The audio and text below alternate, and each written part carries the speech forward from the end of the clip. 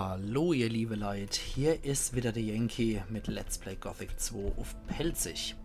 Ja, wo Angers, Entschuldigung, wo Angers Amulett ist, habe ich leise Vermutung. Ich denke, das wird das sein, wo ursprünglich der Fokusstein unter dem Stonehenge war aus Gothic Ends. Ja, jetzt lohnt es sich wieder, wenn man mal Gothic Ends Let's Play geguckt hat, ne? Und natürlich auch, wenn man das Spiel schon selber gespielt hat, selbstverständlich. Aber wie gesagt, da müsste Chor Angers Amulett sein, wenn mich nicht alles täuscht. Und ansonsten müssen wir uns jetzt wieder in die Richtung durchprügeln. War es aber gut, dass wir vorher schon mal hingegangen sind, dass wir bei dem Gestat noch gelernt haben, wie man Drache ausschlachten können. Ja. Warte mal lieber bis wir 20 Lernpunkte hin. Dann können wir nämlich nochmal 10 Punkte in Zweikampf investieren, damit wir die Waffe einmal wesentlich flüssiger schwingen als dieses grobschlächtige. Obwohl wir hier Kämpfer sind, schwingen wir die Waffe immer noch wie ein Bauer, finde ich. Wenn wir uns das mal so angucken, dieses das ist immer noch so ziemlich bauernmäßig, genauso wie das hier. Das ist auch noch ziemlich plump unterwegs, wie ich finde. Mit Meister geht es natürlich wesentlich flotter von der Hand. Und dann können wir auch alles aus unserer Waffe rausholen und können auch immer ordentlich Crits landen. Das ist schon nicht verkehrt. So, jetzt müsste wieder das Vierer gespannt sein. 4 Orks für ein Halleluja oder so ähnlich. Deswegen speichern wir hier nochmal beim Yankee Ends. Und ich will mal in das Zelt reingehen, wenn die mich lassen. Der Ende Ork hängt dort drin, das ist gut. Da ist er schon freikommen.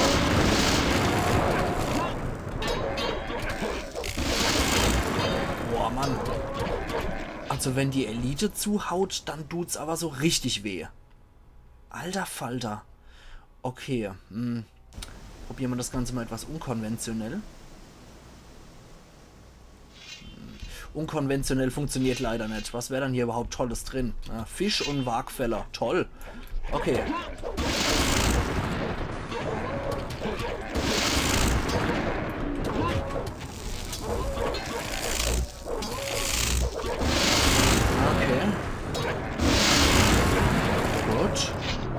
Oh, toll, die Ork-Elite war eigentlich schon tot, hat mich aber trotzdem noch gekillt. Ja, das finde ich fair. Okay, dann versuchen wir uns einfach mal mit der Nummer A zu legen, um möglicherweise das Gelände für uns irgendwie auszunutzen. Ne, das Gelände können wir hier schlecht ausnutzen, ne. So geht das leider nicht.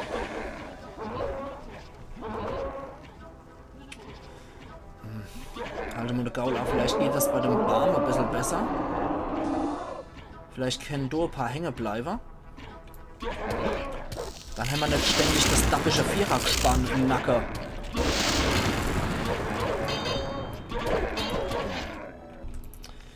Schlecht. Schlecht. Das ist ärgerlich. Das ist verdammt ärgerlich. Okay. Dann weiß ich was anderes. Tschüssili. So. Gut, jetzt nur noch im Zickzack-Renner. Wie sich das für jeden Chevalier gehört.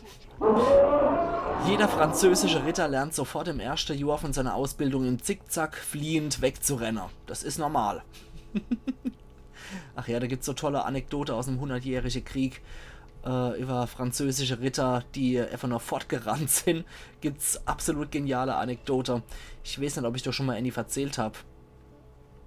Zum Beispiel so Annie von dem Hosenbandorden hießen die, glaube ich, aber im Volksmund hat man die einfach nur Sternritter genannt. Und denn ihr oberste Pflicht war, dass sie nach der Schmach von Calais, wo halt wirklich der halbe Landadel aus Frankreich gestorben ist, dass die nicht vom Schlachtfeld fliehen. Kannst du mir helfen, in die Festung zu kommen? Ich weiß nicht so recht. Ich habe Angst, dass die Orks genau in dem Moment losschlagen, wenn ich gerade nicht hinsehe. Okay. Das ist Paranoia. Kann's nicht ändern. Ich würde es mir nie verzeihen, wenn ich zu spät käme, verstehst du? Okay. Andererseits, was soll's? Wozu bin ich hergekommen? Lass uns die Ebene stürmen und den Weg zur Festung freikämpfen. Gut. Ein bisschen Bewegung kann nicht schaden. Ja, und Verbündete kann Außerdem will hier ich mir auch die nicht Biester da schaden. oben mal aus der Nähe ansehen. Gut. Sag Bescheid, wenn's losgeht. Sehr schön. Dann haben wir jetzt mal einen Verbündeten. Lass uns angreifen. Wie in alten Zeiten, was? Genau. Aber ich sag dir was. Das wird meine Schlacht. Diesmal werde ich vorangehen. Okay. Dann mach das mal. Ja, wie gesagt, da war das bei dem Order dann eigentlich Pflicht, dass die nicht vom Schlachtfeld fliehen durften. Und dann hat der Edward IV., der auch The Black Prince genannt wurde, weil der Kerl halt eine schwarze Rüstung getragen hat, ist der in Frankreich eingefallen. Gorn ist ein Meisterarmbrustschützer. Sieht man allein schon Dotra, wie der in die Knie geht für das Ziele mit der Armbrust. So, ja, dann ist der Edward halt eingefallen und hat sich da in einem Wald verschanzt und die Franzosen wollten ihn dann ausmerzen. Und jo, die Vorhut ist dann von der englischen Langbogenschütze schon mal platt gemacht worden. Und danach wollte König selber eigentlich vorstürmen. Ups. Wie Gorn ist gestorben. Das ist nicht gut. Das ist gar nicht gut. Okay, also ganz im Ernst. Wenn der Kerl hier sowieso stirbt, dann kann er mal den Buckel runterrutschen. Dann nehme ich den Typ jetzt auch nicht mit. Das ist ja absoluter Quatsch. Ja, okay, dann machen wir das halt nochmal von vorne. Kann ich wenigstens die Geschichte weiter erzählen in Ruhe, ohne irgendwelche Pause hier. Ja, wie gesagt, Edward IV. Ist einmarschiert, hat sich in einem Wald niedergelost. Die Franzosen sind ihm hinterher. Die Vorhut ist von der englischen Langbogenschütze platt gemacht worden. Und danach ist halt der König selber mit seinem tollen Sterne-Ritterorden da losgeprescht. Einer von den Ritter hat halt Schildschutz gegeben, dass er nicht von der Pfeile sofort niedergemacht wird. Wie das halt so ist in der Praxis, ein Pfeil rutscht halt doch mal durch, hat der König an der Schulter verletzt und dieser tolle Sternritter schreit, der König ist tot, der König ist tot, und sofort zieht sich die ganze Bande hier vom Schlachtfeld zurück und nur weil die dann vom Kampf geflohen sind, konnte der französische König dann gefangen genommen werden. So viel zu Franzose und wir fliehen nie vom Feld. Da gibt es jede Menge so geile Anekdoten aus dem 100-jährigen Krieg. Das war jetzt einfach mal so Annie, die ich einfach mal so just for fun ein bisschen erzählen wollte. Ja, die machen schon gut Schade hier, die Echsen-Boys.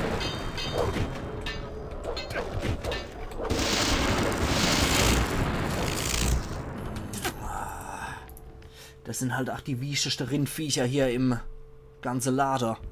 Die machen schon gut Schade, wenn sie dann mal dazu kommen, welchen auszudelen. Da kommt mal her, ihr Pet Shop Boys. Wieschechte Viecher im ganzen Zoolader.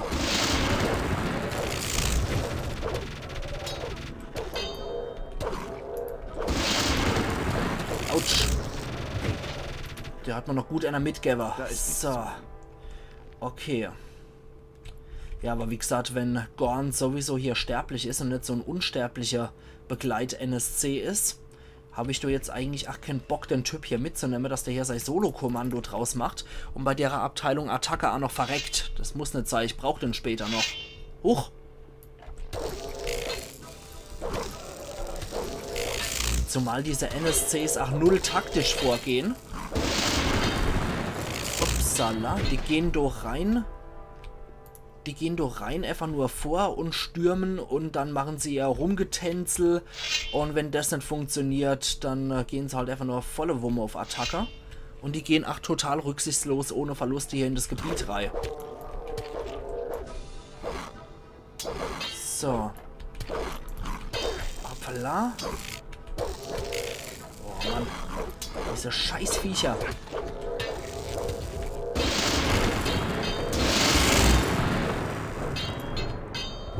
Gewitterleid.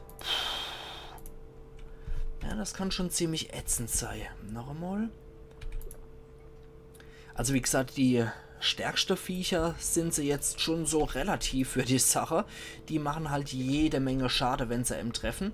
Aber was die Konstitution angeht, was ihr Lebensenergie und Sache Eisstecke angeht, sind die jetzt nicht gerade sehr begnadet, die Biester. Da gibt es wesentlich hartnäckigere Kerle.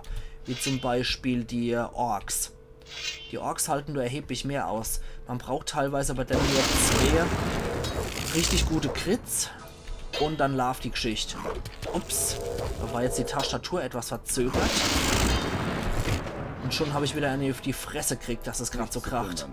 Ja, leider habe ich auch keine stärkere Rüstung parat. Die gibt es erst später. Och du Scheiße. Da ist die ganze Bande hier unterwegs. 4 auf einmal. Oh, oh, oh, oh. Irgendein anderer hat noch seine Klinge gezogen.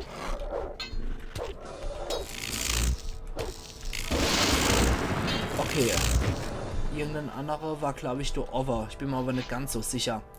Echsenschwert und weiter geht's. Das war das, was ursprünglich das Kruschwarok, glaube ich, war in Gothic Ends. Was die Jäger und so gehabt haben. Oh.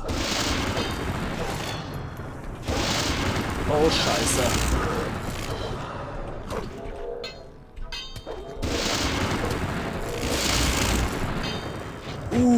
Leck. Leck. Gut, aber wenigstens den Feuerwaran habe ich ziemlich schnell fertig machen können. Ach du Scheiße, treifende Knabe auf Amol. Das verheißt auch nichts Gutes. Hier auf jeden Fall nochmal speichern. Hab ja schon gesagt, die anderen Gebiete sind besser bewacht als der Sumpf. Die ganze Dreierbande. Scheiße. Das mal so mal hier. Oh Gott. Ja, ich wollte eigentlich dort durchschlüpfen, dass ich dort durch die der komme. Aber gut, dass ich doch gespeichert habe. Die kriegen wir nicht so platt. Gucken wir mal. Ist da. Ja, da ist auch noch abgeschlossen. Zumindest der ist davor.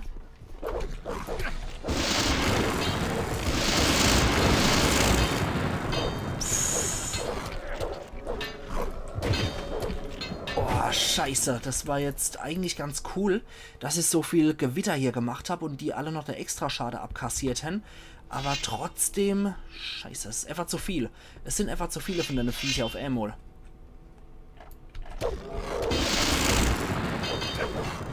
Und wenn die mich mal in der Zange hängen, dann Prost Mahlzeit. Und wenn die dann auch noch einen Crit landen... dann bin ich geliefert. Aber im Endeffekt, es funktioniert. Ich könnte hier durch. Ich brauche nur etliches Glück. Mann, das nervt mich auch, dass der jedes Mal so zeitverzögert die scheiß Waffe zieht. Komm schon.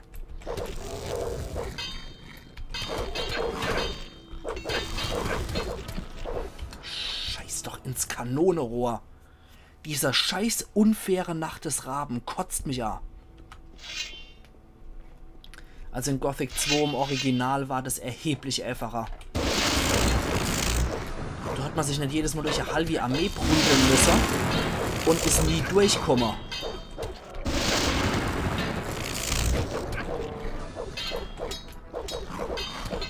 Das ist so dermaßen unfair, das ist einfach nur abartig. Ich finde es so dermaßen asozial, was man hier dann in Gothic 2 für Nacht des Raben für Feinde vorgesetzt kriegt. Das ist dermaßen hart asozial.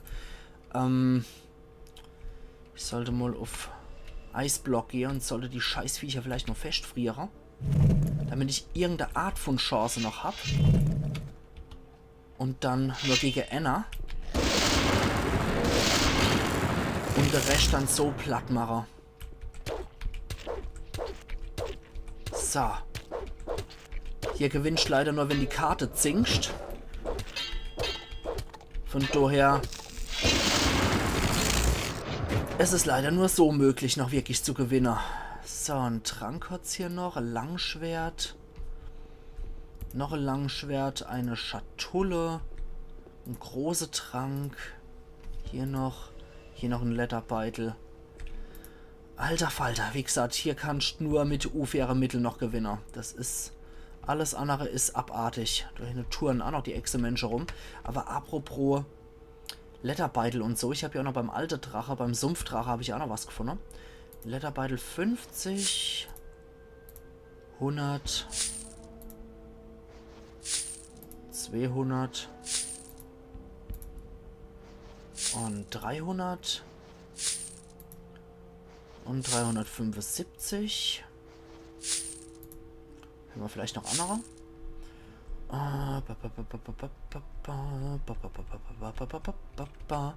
Zweimal Appelduvak. Ja. Okay, Diegos alter Lederbeutel. Ansonsten müsste das gewesen sein. Gut, aber warte mal. Da waren ja auch noch ein paar andere mit dabei. Es können ja nicht nur 6 Lederbeutel gewesen sein. Warte mal, halte mal eine Gaul an. Man muss doch noch welche von den Dinger geben. Das kann ich irgendwie so jetzt nicht so akzeptieren. Aber es sieht anscheinend so aus, als wäre es das gewesen. Appelduvak und der Rest ist, ja. Dann ist das halt so. Okay. Dann können wir noch reingehen. Hoffe ich. Ja, hier geht's. Okay, da ist noch ein Ring drin. Hier haben wir noch eine Armbrust und eine Spruchrolle, irgendein kleinerer Zauber. Was für ein Ring ist es dann? Feuerring, Feuerring, Erzhaut, Magie, Lebenskraft, Geschicklichkeit, Krieger, Priester, Heiler, ja, irgendein Quatsch wird es gewesen sein. Langschwert war noch dabei, gucken wir doch gerade mal, was das war. Ferros Schwert, hier Langschwert, 85, 85. Alle hopp. Da ist noch eine Truhe. Links, rechts. So kriegen wir es auf. Wacholder, Gehstock und Pech. Ja, Pech haben wir mehr als genug hier in der Gegend. Und irgendeine Verwandlung in Varan oder sowas haben wir noch hier gefunden. Okay. Okay. Gut, du lungern an und treiben deine Biester rum. Können wir gerade hier nochmal einen Speicherpunkt anlegen. Gucken wir mal, wie wir die eventuell geknackt kriegen, die Bursche. Möglicherweise reicht es ja schon, dass ich hier dahinter bin, genau. Möglicherweise reicht es. Och, du Scheiße! Jetzt kommt aber die ganze Scheißarmee an. Gott. Also hier habe ich null Chance. Das kann ich der Hase geben. Bei 6 oder 7 Echse-Menschen, die hier arg gestürmt kommen. Alter, leckt mich doch am Arsch. Das kann ich vergessen. Das geht gar nicht. Du hast nicht die geringste Chance. Geysir könnte man ausprobieren. Viel halten sie ja nicht aus, die Biester. Blitzschlag könnte man auch probieren. 1, 2, 3, 4. Okay, toll. Oh, noch ein bisschen Licht gemacht, damit sie auch sehen können, wenn sie da abschlachten. Ach ja, du ess dich doch lieber mal einen Salat. 1, 2, 3, 4, 5, 6. 6 Echse-Menschen. Mhm. Ja. Das ist fair. Das ist so richtig fair. Okay, also ich kann die auch nicht mit Blitzschläge einfach so platt machen. Das geht leider auch nicht.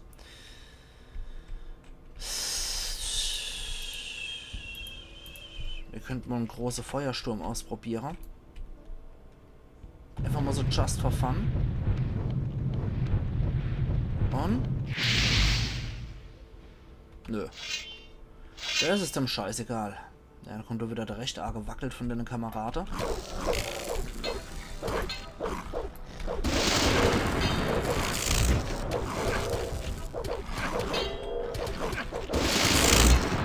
Na, immerhin. 2 habe ich noch mitnehmen können. Aber ansonsten kann ich vergessen. Kann ich wirklich vergessen. Du geht's sonst nicht.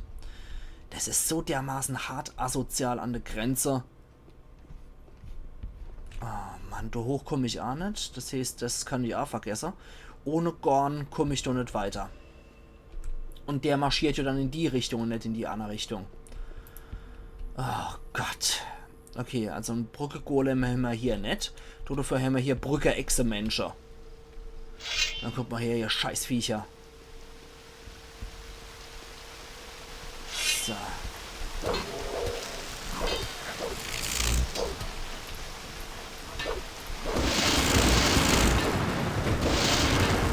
So.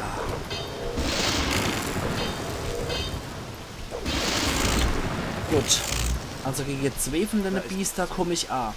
Aber sobald es 3 werden, wird es schon echt hart an der Grenze. Oh Gott. Hier sind es gerade wieder 3.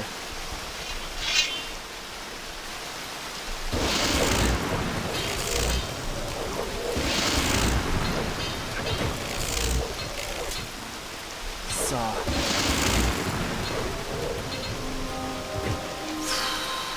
Der Anna, der müsste noch so genau in der Textur rumhängen.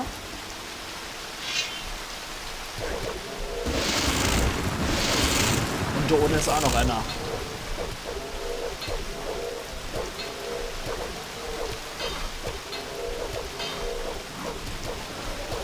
Alter Falter, wie viel hält dann der Scheißkerl aus?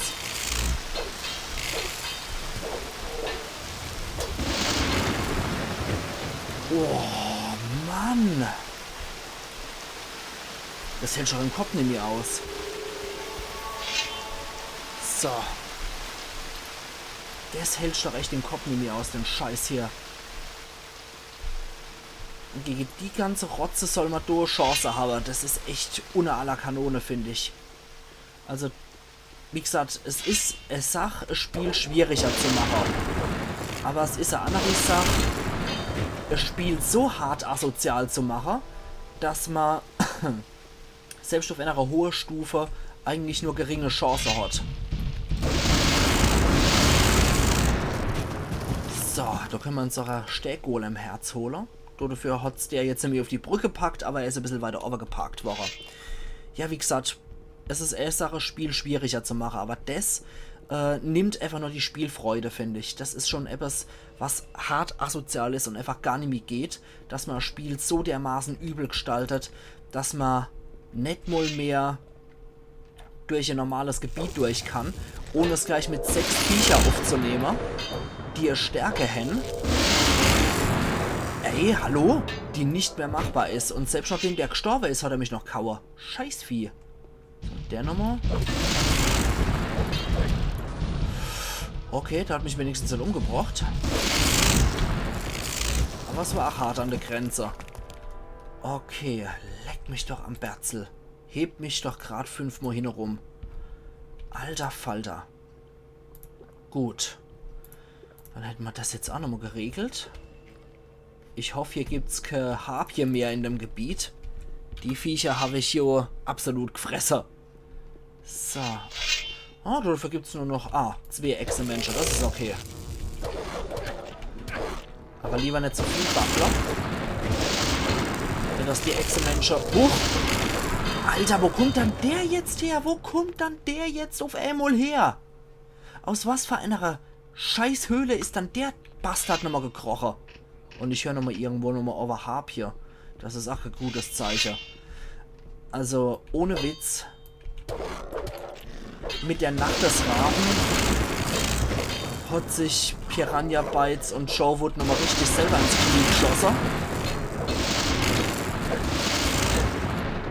Es sind zwar schon ein paar Nettigkeiten hier erworben worden, eingeführt worden. Sprich, dass man zum Beispiel die Klaue Belias einführt, das ist schon eine ziemlich nette Waffe. Aber auch die Klaue Belias kann hier nicht wieder gut machen, was die Gegner an einfach abartiger Stärke drauf haben und die nur 2-mal schief argo müssen und man stirbt. Und dann kommen auch noch 5 von denen auf Pulk. Das ist ja dermaßen unfair. So. Ach, diese elende Harpie.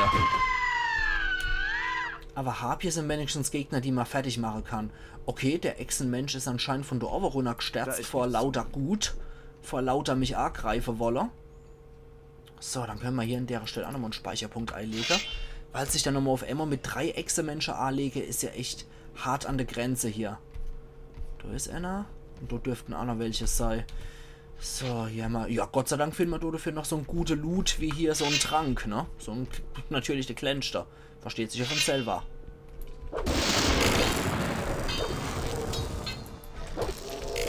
Also ganz im Ernst.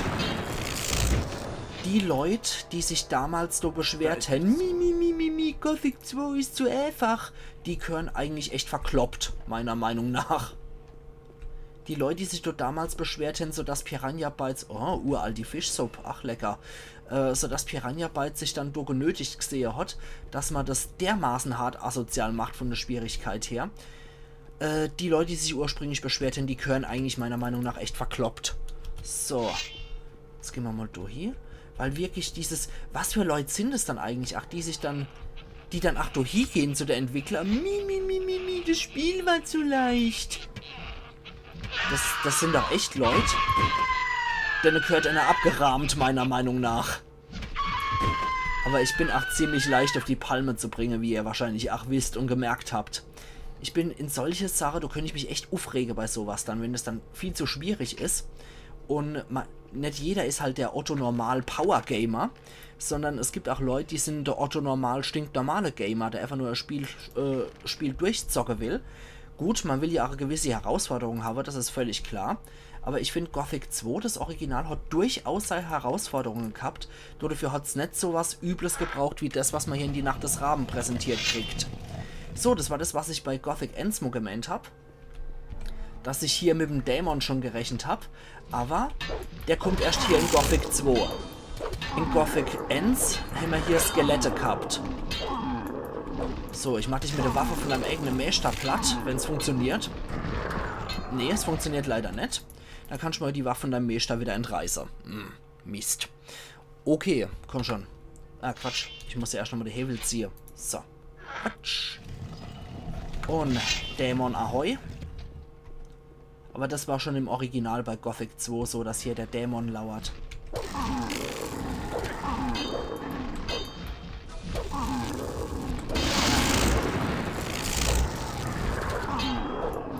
Na, bei den Dämonen ist halt auch immer übel, sich da wieder auf die Kampfdynamik hier wieder die Kampfdynamik wieder einzulassen. Jeder Gegner hat ja hier relativ eigene Kampfordnung und Kampftaktik, wie er vorgeht. Und das muss ich bei dem Dämon erst einmal verinnerlichen.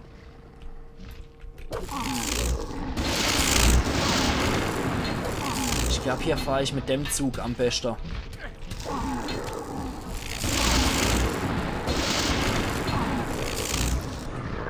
Okay. Gut. Das lief hier noch recht gut. 2 Extrakte und ein Herz habe ich noch hier gekriegt. Sehr schön. Okay. Dann können wir hier nochmal plündern. Das war wohl etwas, was Lester nicht geplündert hat. Obwohl ich die Bergfestung hier eigentlich schon in Gothic 1 geplündert habe. Links, rechts, rechts, links, rechts. Links, links, rechts. Okay. Hier gibt es auch einen Langbogen. Kleine Heilung. Und Gold. Sehr schön. Ein Belia-Schrein gibt es ja noch, zu dem ich beten könnte. Aber ich glaube, das ist derzeit etwas unnütz. Wir können hier nochmal hier einen Speicherpunkt einlegen. Die Klaue Belias ist bei 126. Ich glaube, das entwickelt sich auch mit mir. Kann das sein? Und? Lebensenergie minus 10 nur noch. 139. Ja, ein bisschen haben wir es nochmal aufgepumpt. Da kann ich die 10 Lebensenergie durchaus verkraften. Ich wollte jetzt noch gucken. 12 Hämmers. Okay. Kurz vor der 12. Ich mache jetzt mal bis mittags. Jetzt haben wir es einfach nur 12. Das heißt, ich habe mich 4 Minuten hingelegt und bin wieder voll geheilt. Das ist so ein Trick, mit dem man hier durchaus arbeiten kann, finde ich. So. Gut, wie gesagt, die Klaue Belias hier 10 Lebensenergie dafür opfern oder dafür, dass er gleich ein bisschen verbessert wird, finde ich verkraftbar. Nehmen wir noch die Zange mit. Oh, hier was hinter mir. Oh Gott, wäre schon paranoid hier. Guck mal her. Exi.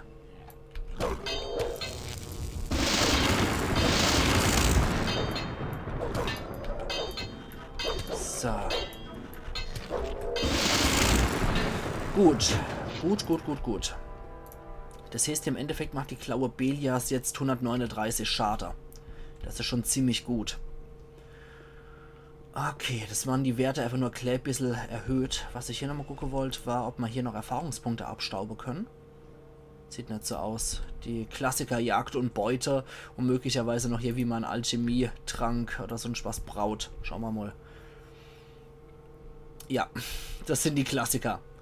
Okay, dann würde ich sagen, ihr liebe Leute, wenn ich den Raum da vorne erst einmal gerahmt habe, mache ich an der Stelle meinen Cut. So, jetzt gucken wir nochmal. Ist hier noch irgendwas? Exursa! Hoppenla! Damit habe ich jetzt nicht gerechnet.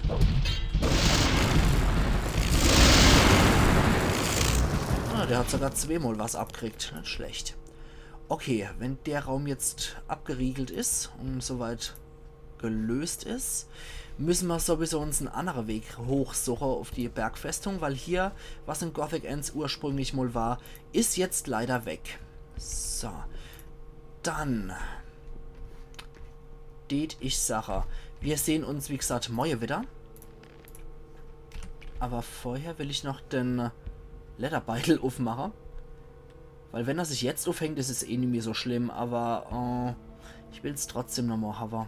So, ein Lederbeutel. Ein 25er und ein 100er. Ein stinknormaler. Okay, gut. Hängt sich nicht auf. Scheint wohl wirklich nur das Ende mal gewesen zu sein bei M. Lederbeitel im Minetal. Sehr seltsam, sehr suspekt, als dass nur Endgegenstand sowas triggert. Naja, wie dem auch sei. Wir sehen uns dann morgen wieder, wenn ihr wollt. Also machen's gut und bis morgen dann, wenn wir gegen den Bergdrache, gegen den Steindrache dann kämpfen. Ayan Yankee.